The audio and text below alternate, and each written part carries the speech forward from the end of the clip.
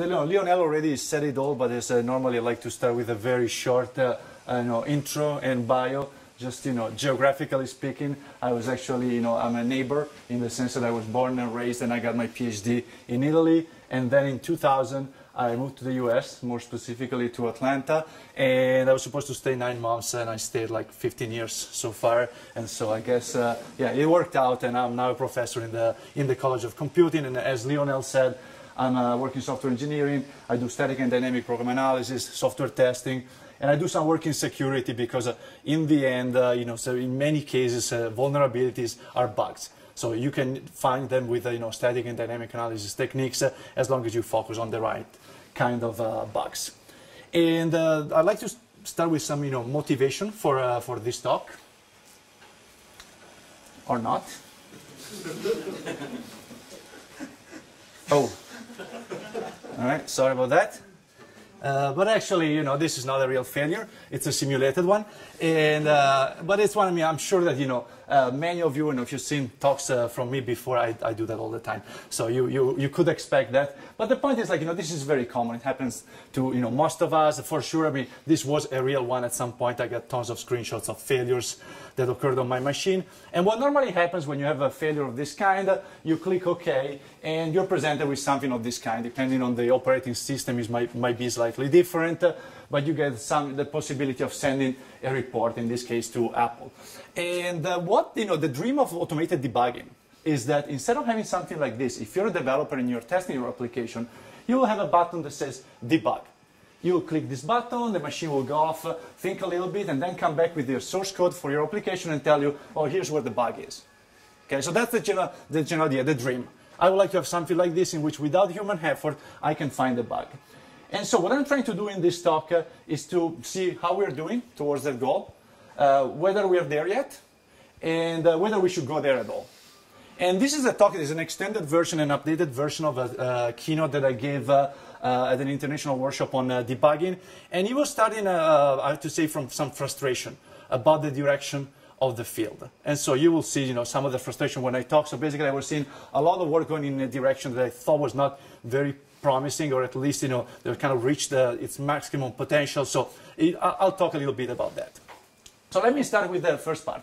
How are we doing? And it started as a short history of debugging. Now is a not so short history of debugging because I'm trying to cover the whole history of debugging in 10 minutes or so. So, bear with me and we'll see where this leads us. Okay, so first of all, I'm going to talk about the birth of debugging. So I'm going to start with a question for you guys. So this is going to start from some point in time, and I'm going to get to 2014. And so what do you think was the first reference to software errors? Any guess? Wild guesses? Anybody? 1965. It was actually way before that. It was actually in 1843. And that's where, the software errors were mentioned by Ada Byron's notes on the Charles Babbage's analytical engine. So it's the first time that somebody was talking about software errors. And then for the next 100 years or so, which leads us to more or less in 1940, there were several uses of the term bug to indicate defects in computer software, which is the common term that we use today to indicate this kind of defects. And there's also a nice story, which is that in 1947 there was the first actual bug, an actual debugging activity that happened in the group of Admiral Grace Hopper. They were working on the Mark II computer at Harvard University, and what they found that there was a software system that was misbehaving because there was a moth in a relay panel. And so there was actually a bug in the machine, and removing the bug was actually fixing the problem. And this is the bug report that shows the actual bug. So the legend has it that this is the reason why they're called bugs. It's not true because they were called bugs before, but it's a very nice story, so feel free to keep telling it and perpetrating the legend. Now, getting to a little more, technical kind of techniques. The first one is symbolic debugging. So of course, a lot of of us we're still doing debugging with print statement and inspecting the state in some way. So symbolic debugging was the first way in which you can look at the memory after a crash dump and do some sort of symbolic analysis. For example, looking at the symbols in the kernel, do some what-if analysis, trying to replace values in the dump. And this was done in 1962, so very early on, in the UNIVAC 1100 fleet, which is called, which stands for Full Location by Interpreted Testing. Then closer to today, in 1986, GDB was created. And if any of you has worked with C or C++, you're probably familiar with GDB. GDB was the debugger if you were working in kind of a GNU environment with C and C++. It was very powerful because you started having, watch points, breakpoints, and so on and so forth. Then there was, DDD. Has anybody here used DDD? So DDD is built on top of GDB and provides a graphical interface on top of GDB that allows you to explore data structures. And it's great if you're developing programs that use dynamic data structures, for instance, because it allows you to actually navigate the data structure. And we know that a lot of these dynamic data structures have very nasty bugs, and it allows you to follow the links in the data structure and find where the problem is. So it's very nice. And little known fact, the DDD was written by Andreas Zeller a long time ago. So he was the author of DDD. And then numerous debuggers were built on top of GDB and for various platforms and so on and so forth. And nowadays, any IDE includes pretty much a symbolic debugger, powerful symbolic debugger. Now I'm going to move to the more researchy part of the debugging. And I'm going to start with program slicing. And what I'm going to do, I'm going to mention the main techniques in slicing, in debugging that were presented over the years. And for each technique, I'm going to give you the main intuition, tell you, what the main, the papers about the technique were, and how they worked. So in this case, for program slicing, the intuition was that developers slice backwards when debugging. So they look at where the problem is, and they try to identify the part of the program that might be involved in that problem. And the breakthrough paper in this case was in 1981 by Weiser. And that was the first paper on slicing. And that generated gazillions papers and tons of research, really. Now, there's you cannot even count the number of papers on slicing that built on that result. So to illustrate that, and also to illustrate all the other techniques, I'm going to use this single example. So you'll see only one example throughout. And this is a very simple program that takes as input 3 numbers, x, y, and z, and computes the median value among those 3 values. And there is a bug, which is marked here. So you can imagine this being a copy and paste error. This should have been, if I recall correctly, m is equal to x, and instead is m is equal to y. Okay, so this generates a wrong result for some inputs.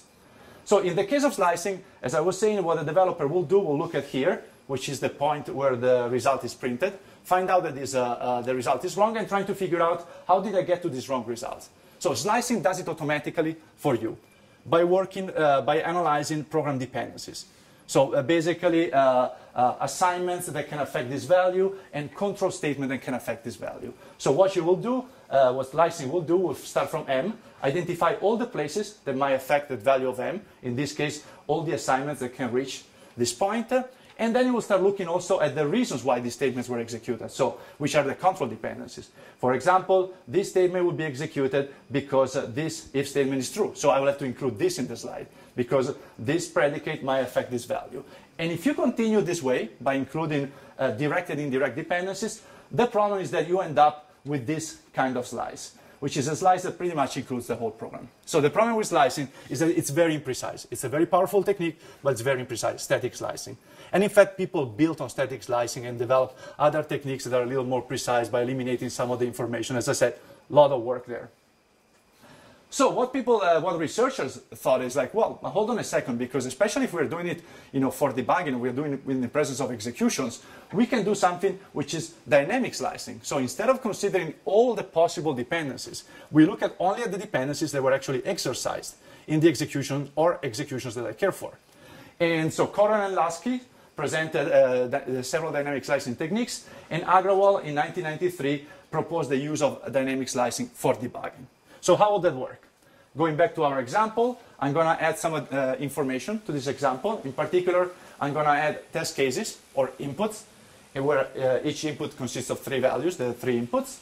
I'm going to tell you whether the test case passes or fails, so whether the program produces the right value or not for that input. In this case, it does. And I'm also going to tell you the coverage, so which statements were executed by that test case. I have 6 test cases. 5 of these test cases pass, and 1 fails. Okay, so this is my information. So if I were to use dynamic slicing, what I will do is I will say, okay, this is my failing execution, so I'm going to do slicing based on what was executed here. So I will start again from this point, but in this case I will follow only dependencies that were exercised in that execution. And I'm not going to go through all the steps, this will be your result. Okay? And as you can see, it's a much better result than we have with static slicing, right? Because you can see there's 1, 2, 3, 4, 5, 6 statements highlighted instead of all the statements in the program. But is it really that much better? Yes, no, why? When you think about the technique, you should always think about what is the baseline. And what is the baseline in this case? You're using dynamic information, right? You're using an execution. So your baseline is the statements executed in the program. So if I were to look at only the statements executed in the program, it wouldn't make that much difference, right? This is the only statement I will not consider, because this dependence was not exercised. But otherwise, I will look more or less at the same number of statements if I were just trivially looking at all the statements that were executed. So also in this case, dynamic slicing is more precise than static slicing, but it's still, imprecise. Can be still very imprecise. So the only additional technique that I want to mention here is Andy Coe's Y-line. So Andy is now, I think he just got tenure, an associate professor at the University of Washington. And what Andy did was basically taking dynamic slicing and making it usable. Meaning, he built a tool in which you can ask questions about your outputs. In this case, it's a graphical output for a drawing program. So I'm just going to give you a quick example. If you go look online, there's actually a demo. There is a video that you can play. Here in this case, this color should be, if I recall correctly, blue instead of black. And so what you can do, you can click on this, and the program, the debugger will allow you to ask some questions, including the question, why is this color black? And the way in which it does it by looking at the properties of what you're pointing at, and basically mapping those back to the program. So I'm not going to give you all the details, but that's a general idea. And if you ask these questions, it will bring up the code that defines that color. And then you can keep asking questions like, okay, but if this is the reason, so why is this specific attribute? Why this specific attribute has that value? And you can keep asking these questions, going back towards the source of the problem. And eventually, if everything works correctly, and in this case it does, you will find a place where there is a wrong assignment. And so what was the the powerful idea here? The idea of taking something like dynamic slicing that can produce a very big subset of the program and allow you to navigate interactively towards the solution. So, and the fact of making it interactive really made a big difference. So if you read the paper, this is one of the few papers that actually does a user study and shows that it actually helped the developers. And I'll get back to this at the end of the talk for a second. By the way, feel free to interrupt me at any time with questions. I mean, it's fine to make this as interactive as possible. The next big breakthrough was delta debugging, which probably if you ever worked on debugging, you heard about that. It's a very well-known technique. It was presented, the first instance of delta debugging was presented in 1999 by Andreas Zeller. And the intuition here is that it's all about the differences. Okay? In fact, the title of the paper was, yesterday my program worked, today it does not. Why? Okay? And the idea is to isolate failure causes in an automated way. So how does that work? In this case, I'm going to give you kind of an intuitive picture instead of going through the program. So imagine that you have your program that today is not working. There is an X here, right? But yesterday, the program was working. So what you can do is think about binary search. You can say, okay, I'm going to take half of today's programs and half of yesterday's program. And I know it might sound counterintuitive, but you can actually do it. If you want, you can put some more intelligence on top of that so that you can put together something that is that can compile, no problem. Otherwise, you can just do it multiple times until it does. But that's it's really beyond the point. So the basic idea is that you do this, then you run this program, and you check. So if the program behaves correctly, so at this point, what it means is that the program was not here, because this is the part of the program of today that was failing, and this is the part from yesterday. So the problem must be here, in the part that I didn't replace. So at this point, I do the same game. That's why I say it's like a binary search. Because now I take half of yesterday's program and half of today's programs on this half. I do the same thing. In this case, if it fails, then I know that the problem has to be here. And I continue in this way until I get to the point in which there is only one difference between the two. And at that point, or just a set of differences such that if I remove one, I cannot go any further. And at that point, that is necessarily the failure cause. It's not necessarily, the minimal failure cause because of the way you search. Again, I don't want to, I don't want to keep this at the high level, but it is a failure cause. It's something that if you add or remove, will make the difference between the program behaving correctly or not. And Andreas really, kind of pushed this technique in several directions. So he did it for programs, which is what we saw here, but he also did it for inputs. You can do exactly the same thing for inputs. If you have an input that makes your program fail and an input that makes your program pass, you can do the same thing and find which part of the input is the one relevant for the failure. He did it with program states. So he took program states and actually kind of, cut in half program states, replaced parts, and so on and so forth. So a lot of instantiations, and people further built on that, as I was saying, putting some intelligence on top of the way in which you do the delta debugging, so as to make it, for example, more efficient. The next big disruptive idea in research was statistical debugging, which is what I'm going to focus on today. And here the intuition is that we never leverage the fact that we have multiple executions. So even with dynamic slicing, what we do, we look at one execution at a time. But there is a lot of information that can be leveraged based on the fact that we have a bunch of inputs that are passing and a bunch of inputs that are failing. And if I use this information, I can do some sort of statistical inference on the way the program is executed for these passing and failing inputs. The first instance of these techniques was Tarantula, that was presented by Jones and Harold and Stasko in 2001. And this is the way it works, using again our example. You assign to each statement a suspiciousness which indicates the likelihood that this statement is responsible for the failure that you observed. And the way in which you do it, there's, again, tons of techniques that do this at this point, but the basic idea is that you have some information that contributes to making the statement more suspicious and some that makes it less suspicious. In this case, the number of test cases traversing the failing statement, the number of passing test cases traversing the statement, increase the likelihood that the statement is faulty, right? Which is intuitive. If I have nine failing test cases going through the statement, it's more likely that the statement is failing. It's a failure. It's a bug than if I have three failing test cases going through the statement. Okay, so the higher the number of failing test cases going through the statement, the higher is the chance.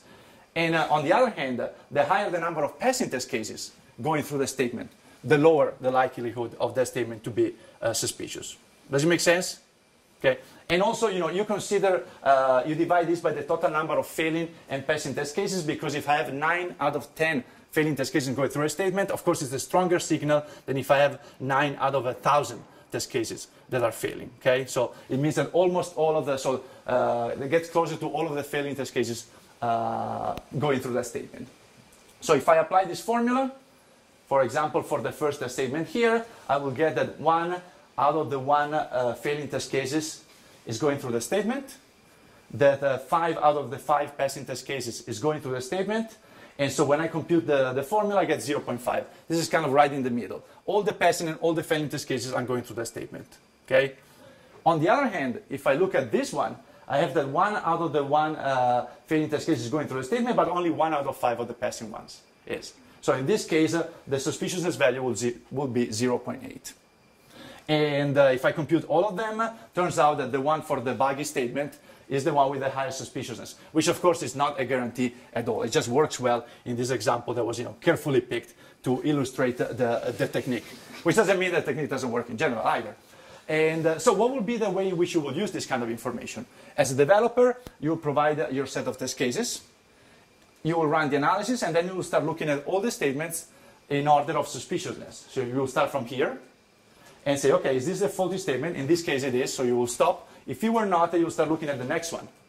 And then if it is not, you will look at the 0.6, then all the 0.5, and so on and so forth. So you will keep exploring the program by decreasing order of suspiciousness until you find the bug. Okay, that's the basic idea. As I said, Tarantula was the first technique. Then Ben Lieblich presented CBI, which also got a lot of press. And the idea there was to leverage users' executions. So getting information from the field, instead of just using the test cases. And also to use a more general concept of coverage. So instead of just using coverage of statement, he was using predicates. So facts about the execution of the program. So that you had a richer source of information. Then OCI, was an improvement over Tarantula. Was using a different kind of formula that showed to be, more precise, and so on and so forth. And really, there's gazillions of techniques. Some of the latest ones were trying to identify causal inference, so trying to find causes instead of just correlations. And so identifying confounding factors and using more sophisticated techniques to do this kind of statistical analysis. But as I said, really, really many other techniques. And more recently, there's also some interest about integrating this into a regular workflow. So for example, you have Tarantula that's been integrated into an IDE in Eclipse, Gzoltar, which is a freely available plugin that implements OCI for Eclipse. And EasyUnit is also another approach of the, similar to this one, which is implemented as a plugin. So if you want to try and play with those, you can download the plugins and actually use them. Okay, the last one I want to mention is formula-based debugging, which is some of the most recent work. And the idea there is that the intuition is that executions can be expressed as formulas, and we can reason about these formulas. Okay, and I'm going to give you also in this case a very intuitive depiction of this. So imagine that you have an input I. The input I executes your program in some way, reaches an assertion, the assertion fails, and your program crashes. For example, the assertion that something should not be known. At this point, what you can do, you can encode this execution as a formula in this way. You can first of all assert the input. So you can say that your input is equal to I, the failing input. Then you can encode as a formula and conjoin all the execution, the semantics of the program, okay? And you will get something of this sort, okay? A set of conditions that are all, conjoined to one another. And finally, you can assert the assertion, that the assertion is verified. Okay, so again, going back to this, there is an input that makes an assertion fail. So if you encode the input, the semantics of the program, and the fact that the assertion is not failing, you will get an unsatisfiable formula, okay? Because the satisfiable formula is the one for which the assertion is not satisfied, okay? What you do at this point, how many of you are familiar with max set? Anybody? Okay, so very quickly, so what you can do in this case, you can, if you use a max set, so a set solver will try to find a solution for this formula, and you could not find it because this is unsatisfiable, okay? A max set solver is a set solver in which you can say, okay, these are the clauses that you cannot change. These are hard clauses. All the other ones, feel free to drop one or more of them until you can find the solution. So give me the maximum number of clauses, the maximum set of clauses for which you can find a solution. And let me know which ones you have to drop in the process. Okay? So you can make a formula from unsatisfiable to satisfiable by eliminating some clauses, basically. Why you have to make this one hard clauses? Well, because of course, if I change the input, I can fix the program easily. If I change the assertion, I can fix the program easily. What I care for is what is it I can change in the program to make it behave correctly for that input and for that assertion. Okay? So what you do, you pass this to a max set solver. You get the complement. So you get all the clauses that you have to drop to find the solution. And this set of clauses identifies corresponding points in the program that, if suitably changed, will make your program produce the right solution. Does it make sense? I mean, I know it's not super straightforward, but it's a great idea. Because what it's saying here is, okay, these are the points in which if I change the semantics of the program, I'm not telling you how to change it. But if I change it here, I can fix the program. So these are probably the points where the bug is. Or for sure, this is a set of points that, if fixed, will eliminate the bug. Okay, that's the basic idea about formula-based debugging that comes in many different flavors, but that's just one particular one. So some early work in that area was consists of Darwin. And Darwin was, work from Abhik Roy Chowdhury and colleagues. In this case, what they were doing, they were trying to generate inputs. They were following the same path of a failing one and try to identify differences in the path that they were following. They were followed in the old and new version of the code. Bug assist is pretty much the technique that I showed you, but in this case, they were encoding the whole semantics of the program. So basically, an unrolled version of the program is, a bounded unrolled version of the program. And they were doing it for the whole program. Then error invariance was focusing on a single trace and was using Craig interpolants to reason about the failures. But anyways, even without looking at all these details, these are all techniques that are related to that idea, that are based on that idea. The last one being angelic debugging, in which they were trying to combine basically to identify places in which you can change the code and ways in which you can change the code to fix the execution. And just to give you an idea of how rich this area is, what I talked about is not even the complete set of techniques. So there's also all these other techniques that were presented over the years, and even this is not an exhaustive list. So that gives you an idea of how much work has been done in debugging in the last, 100 years or so, but really less than that. So there is a lot of interest in debugging because it's a very expensive activity. So the natural question is, okay, with all this work on debugging and all these techniques that were presented, are we there yet? So can we debug at the push of a button? Even if it's not done in industry right now, so do we have the techniques that we can adapt and use so that we can debug at the push of a button?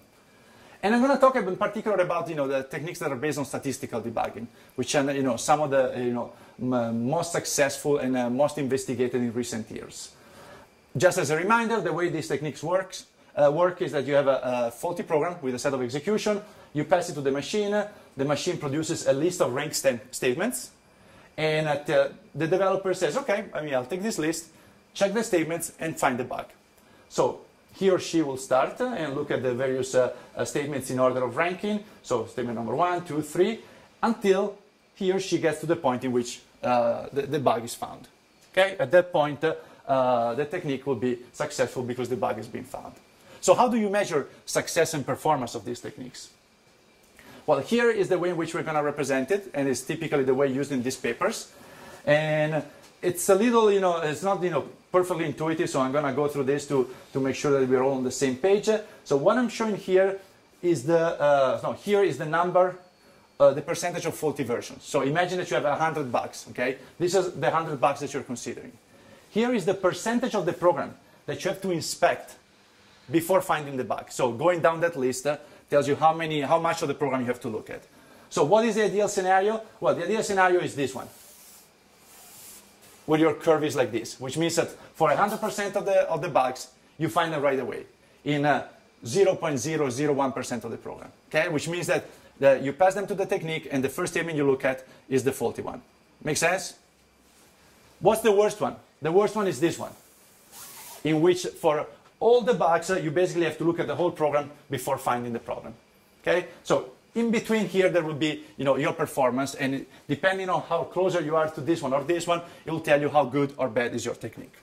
So this is a specific experiment run on this technique. I don't know if you guys are familiar with the Siemens programs.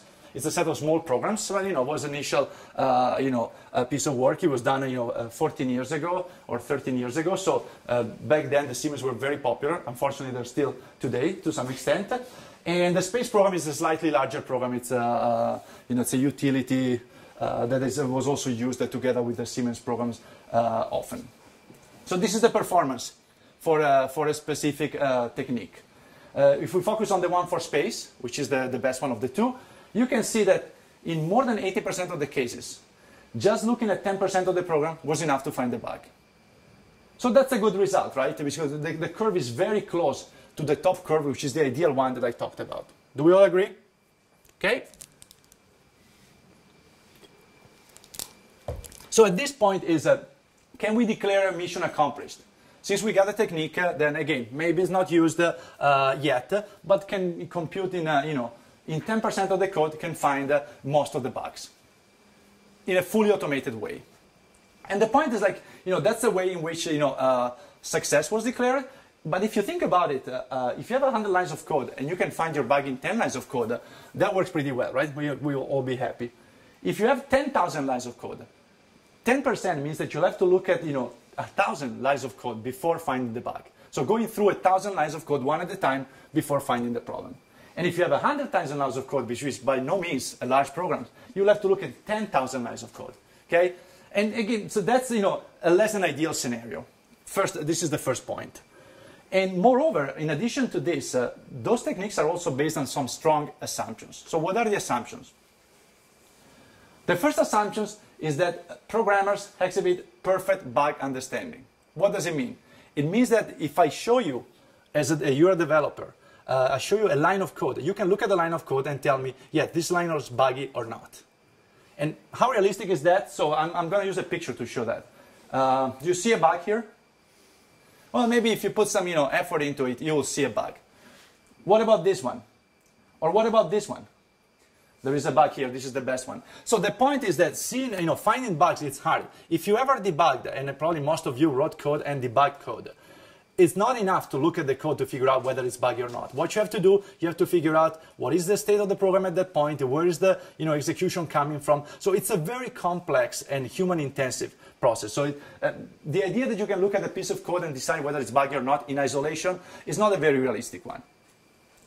The second assumption is that programmers will inspect a list of suspicious statements linearly and exhaustively, so that the programmers will go through the complete list of statements, possibly a long one, and just look at one at a time until they find the bug. And again, this is good for comparison. So if I need to compare my technique with your technique, and I can show you that in my technique you have to look at 8% of the statements, and in your technique, you have to look at 11% of the statements. That's a fair comparison, right? My technique is definitely better than yours. But in general, is the conceptual model really meaningful? So are people really going to use the tools in this way? And have we really evaluated the fact that the people or developers will use the tools in this way or not? And this is what leads me to the third part of the talk, which is whether we should go there at all, or whether we are headed in the right direction with this sort of fully automated debugging techniques. And this is joint work that I did with Chris Parney, who's now an fresh assistant professor in NC State. So congratulations to Chris. And this is a paper we presented at ISTA in 2011. And the first thing that we did for that paper was to look at all the techniques for automated debugging that were presented over the years and check how many times there were studies done on tools, meaning that kind of evaluation that I showed you, and how many times there were studies that were actually focusing on human and figuring out whether the technique was actually working for developers. So we looked at all this literature, starting from the first symbolic debugging approach up to statistical debugging and so on and so forth. And what we found is, unfortunately, the situation is very, very imbalanced. So we only found a handful of papers that were doing user studies.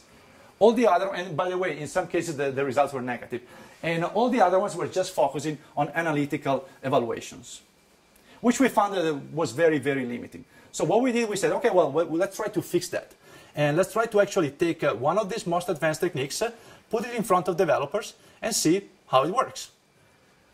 So basically, to answer this question, we built this very simple Eclipse extension plugin in which we were presenting to the developers the list of suspicious statements, the ranked list, and we asked questions, okay, what will happen? We investigated what will happen if we gave developers this list, and how would they use it? Will they easily see the bug in the list? So will they show perfect bug understanding? Will ranking make a difference? Will the fact that the statement is in position 3 versus 5 make a difference? And let me synthesize that in a set of hypotheses and research questions.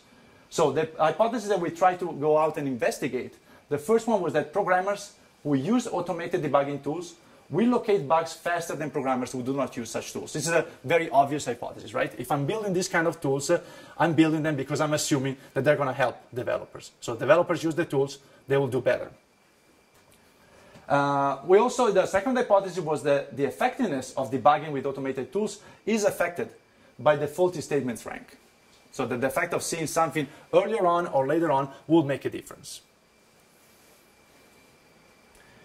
And related to this hypothesis, there were also two research questions. The first one is that developers navigate a list of statements ranked by suspiciousness in the order provided. So the question was, if we provide this list of suspicious statements, will developers go through the list one by one and follow the way in which we expect them to behave?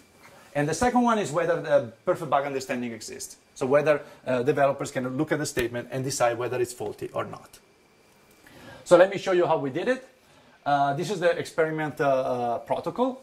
The participants were 34 developers.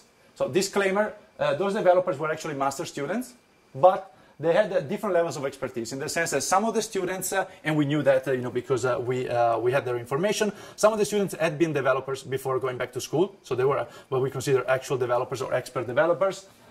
Some of the students had done more than one or more internships, and we consider those kind of medium experts. And there were students that never worked in industry, and those we consider to be the low expertise developers. Okay, so we basically classified the students in this way. In terms of tools, there were two options. So one was the treatment, which was the rank-based tool, which is the plugin that I showed you. So it was an Eclipse plugin that was bringing up the list of suspicious statements in order of suspiciousness. And in addition to that, we were doing a lot of logging of what the users were doing. For example, after clicking on a statement, whether they were going around in the code, whether they were scrolling, and so on and so forth. So we could assess, make a better assessment of the behavior of the developers that were using the tool. The alternative is basically anything they wanted to do. So in particular, the Eclipse debugger. So they were free to use the Eclipse debugger or just do whatever they would do to investigate a failure and find a bug. Print statements, manual inspection, whatever they wanted. But they were not provided with the tool, so they could not use the tool. Okay? So these were the two alternatives. We considered two bugs. One was a bug in Eclipse, the other one in NanoXML. How many people are familiar with Tetris? I believe more than that. But so Tetris is a game, of course. And the bug in Tetris in this case was the fact that this square block should not do anything when you rotate, and instead it was moving up when rotating. Okay, so there was a bug that was kind of moving around the block instead of just not doing anything. And we consider this to be sort of an easier task because Tetris is very well understood. The code was fairly simple. It's a smaller code, and everybody pretty much knows the functionality. The second bug was a bug in NanoXML, where if you provided a specific document or a document with some characteristics to NanoXML, the tool was crashing. And we consider this to be a little harder because, first of all, it's harder to understand the parser than to understand Tetris. And second of all, it's harder to understand what's going on. So there is an exception thrown, but why is that happening exactly is not as straightforward as seeing something that rotates in the wrong way. So we consider this to be the harder bug. There were two tasks that we assigned the students. One was to find the fault in Tetris. The second one was to find the fault in NanoXML. And we made sure before starting that they were able to reproduce the failure, so both in Tetris and in NanoXML. So they were starting from the position, which is a typical debugging situation in which you can recreate a problem, you have to investigate and find the cause of the problem. We gave 30 minutes per task. And there was a questionnaire at the end in which we were asking some questions about their experience with using the tool and with performing the study. We had two studies. The first one was the one in which we mainly investigated the effectiveness of the tool. And here we had two groups, A and B. The first group was doing the Tetris task using the tool, the automated tool, and doing the NanoXML task without any tool. And the second group was the opposite. So I was doing the Tetris task with no tool and the NanoXML task with the tool. For the second study, we wanted to investigate whether ranking makes a difference. So we had two groups that were different from the previous ones, C and D. They were all using the tool, but for the group D, in the case of Tetris, we multiplied by 5 the position of the statement in the ranked list. So it went from 7 to 35. And for the NanoXML, we pushed it up by 5. So it went from 83 to position 16. Okay, we wanted to see whether basically the performance changes if you decrease or increase the position of the statement in the ranked list, right? Because if the ranking is important, it should make a difference. So these guys should be much more efficient than these ones, and vice versa. Okay, make sense? All right. So now let's look at the study results. And we have the 4 groups, and we have the 2 tasks, the 4 groups performance. And if we look at the first one, when we measured the performance, there was no statistically significant difference between the performance of the 2 groups. And unfortunately, it was the same thing for all the other cases. So the result was not very encouraging, in the sense that it seemed like neither the use of the tool made a difference, nor the position of the statement in the rank made a difference. But we looked at the data in a little more detail, so there is a silver lining here, which is that when we stratified this based on the expertise, we found that the tool was working well for the high performance. So the good developers were doing better with the tools than the good developers without the tool. Although for the wrong reasons, and I'll get to that in a second. So the tool helped, but not in the way that you would expect. So we analyzed the results of the questionnaires as well to see what was the feedback from the users, and we draw our conclusions in terms of the hypotheses and research questions that we posed.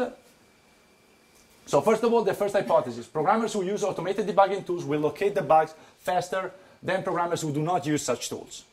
And in this case, the response is sort of positive because experts are faster when using the tool. So there is some support for H1 with caveats.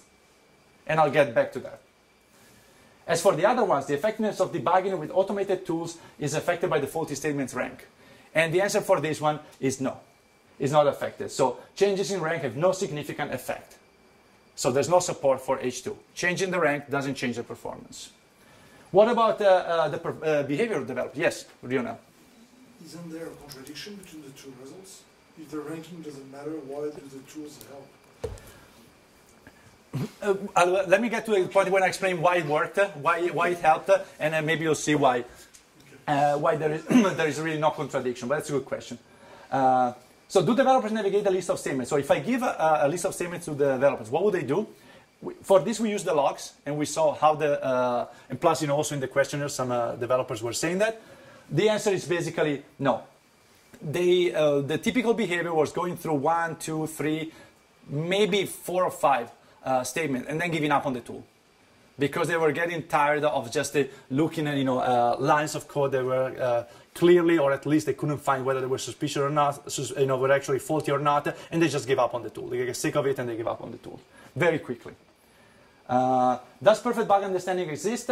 Also in this case, looking at the logs, we found out that perfect bug understanding is generally not a realistic assumption. This was not surprising to us. So if you want some data about this, basically, even for the ones who found the bug, we saw that the time between clicking on the faulty line and actually reporting the bug as found was on average 10 minutes, which means that it took 10 minutes of time to look at the line and figure out whether it was faulty or not, because of course they had to look at the context, do some more thinking, maybe doing some additional tests.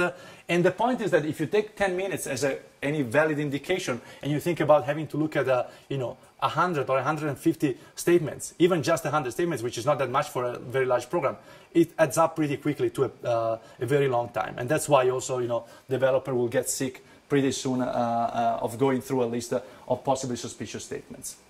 So now let me get back a little bit to Lionel's question with some observations. So the observation was basically along the lines of, okay, can we observe something that is useful here? So okay, the tool or the experiments show that doesn't seem like the techniques are really useful, but can we learn something and build better techniques? So what we found out is basically what we found here, that is the statements in the list were sometimes useful as a starting point. And if we put it together with the second one for Tetris, several participants prefer to search based on their intuition. So what happened is that the good developers were looking at the Tetris bug and they were figuring out, okay, it's something to do with rotation, right? So it should be a statement that is related to rotation or is in a procedure that does rotation. At that point, they were going through the list, the ranked list of statements, and looking for statements that were in these procedures and checking only those ones. So in that sense, it will not really make much difference if you were in position 5 or 15, because you just go through the list and find for a statement that is related to rotation. And those are the guys who did very, very well, because they were able to have a good starting point for their investigation. And again, I'll get back to this once more in a minute. And for nano-XML, it was a very strong signal, especially for something that is more complex, like a parser, that really was a problem to have this ranked list of statements. They were looking at a few statements, and then they were saying, oh, no way, I mean, this is not helping me at all. And they were going back to debugging in any other way that they knew. Does this answer your question? Okay. So what are the research implications? So some conclusion that we drew from this is, well, first of all, that percentages will not cut it. So this idea that you can present a percentage is problematic. Why? For example, for nano-XML, 1.8%, it's a great result if you present it this way, right? I can tell you, I have a fully automated technique that you can take, feed your test cases in it, and I'll give you less than 10% of the code to look at, and I can guarantee that in less than 2% of the code you'll find the bug. Sounds great, right? But then even for nano-XML, which is not a big program, that means 83 statements. So it means going through 82 statements and trying to figure out whether they're faulty or not. It's just that's not the way we operate. It's not the way developers operate. You need something more than that.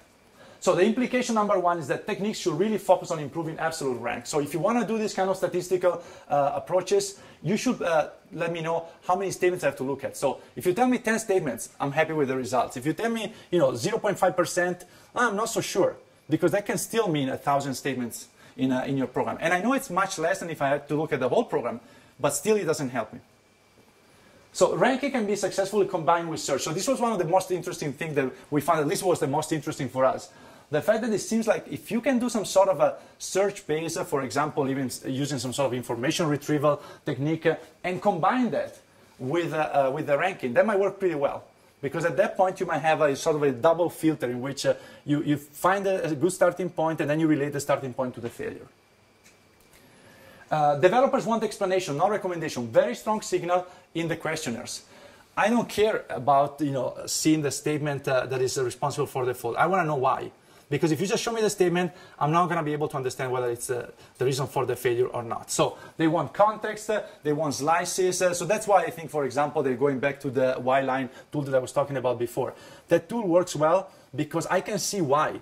So I can go from one statement to another one, and I see what is the connection. I see why that might be responsible for the failure. If you were just to tell me, oh, these are the 10 statements that might lead to the failure without additional information, it doesn't help me as much. So we should move away from a pure ranking and try to define techniques that provide context and explanations. That's also why I'm a big fan of the whole, mathematical explanation of the bug, or the whole bug understanding kind of work. And another thing that came out from the questionnaires is that we must grow the ecosystem. This is not, very surprising, but basically developers have a very strong resistance towards using, we discussed some of that also this morning, using new tools. So you should really integrate your tools in the existing ones. So you should have something that provides, the whole tool chain from, you can run your test, you can do statistical debugging within the same one, you can investigate within the same tool, go back to the tests again, instead of having, separate tools. And this is a very, practical and engineering related finding, but it's an important one if you want your tools to be adopted. So to conclude, so first of all, something I like to always to say, is that this is not a tool that, talk that is bashing, statistical debugging or tell you how bad it is. I think statistical debugging was a great idea, a fantastic idea, opened a whole new area of research. It's just, like everything else, it has to be used with caution. So after 10 years of research in statistical debugging, we should move from the purely analytical evaluation to, okay, now let's try to see if we can really build tools and make them useful. Because at this point it's mature enough that we should move in that direction, rather than continuing and trying to improve by 1 or 2% the results. So to say that in another way, we came a very long way since the early days of debugging. So now we have techniques and tools that we can use, a lot of possible different alternatives that we can use if we have a problem to investigate. We also have automated repair techniques. I think you guys heard the talk from Mauro Pezzè a couple of weeks ago, they're working on automated repair based on workarounds, for example. There's a lot of work going on in that area, whether you trust it or not, but it's an interesting research direction. Nevertheless, there's still a long way to go. So there's still a lot that can be done before we make debugging become, automated debugging become really useful for developers. So I'll give you my 2 cents, and you can agree or disagree, or where should we go next? And I think that, first of all, hybrid semi-automated fault localization techniques. So this is a sort of a pet peeve of mine. I really feel very strongly that in software engineering we try too much to fully automate. And there are some things that are fully automatable and some things that are not. And to me, debugging is not a fully automated technique. So what we want to do, we want to build techniques that make debugging as easy as possible, that maximize the user input. And the same is true for many other areas. But I think we have to be careful about not being scared of having highly automated but not fully automated techniques, because I think that's really the key of success. And for sure it is for debugging. I feel very strongly about that. Debugging of field failure. So I think there's also a lot of the leverage that can be that we can use by relying on field information. So what happens when the users use your software? Because no matter how well we test it, or no matter how many behaviors we try to look at, the way in which the users will use it will always be more informative, and our test might not be as representative. So if there's a way in which we can collect information without violating privacy and all that jazz, and leverage that information that can really help debugging. Failure understanding and explanation, I think, is something that we need to work on. So instead of just reporting which parts of the program might be problematic, we also want to try to provide some explanation. And again, the kind of analysis that I was talking about before can provide some sort of mathematical explanation. So we should try to work towards that goal. And semi-automated repair and workarounds, as I said, I think, again, not a fully automated one, but maybe there is a way in which we can help developers fix their code by suggesting things that can be done to the code, and then they can vet or use or discard them. And finally, I really think that when a given technique reaches a certain maturity, you need to do user studies. They're painful. I did probably only 2 user studies. They costed me way more than any other experiments I've done, because you have the human factor. You can get it wrong. We got it wrong once, and we wasted a whole semester. So it's really, really expensive, but they're very, very important, very, very informative. So we should really try to do that as much as possible. Again, not for new technique, but for mature techniques, for sure. And by the way, something that I presented a similar talk to the Haifa verification conference. So there's mostly people working on verification, and I was surprised by the kind of enthusiasm that I got when I mentioned the user studies. Because all the people came out to me saying, well, yeah, we do verification tools and we really shy away from any kind of realistic evaluation, but we're at the point in which we should really do that. So I think this really applies to many, many areas. So these are my 2 cents of suggestions for what to work on debugging from now on. And I'd just like to conclude by acknowledging the people who gave us some inputs for this talk. When I was first preparing a couple of years ago, I asked these people, and so I want to recognize their input. And with that, I conclude the talk, and if you have any questions, I'll be more than happy to answer them.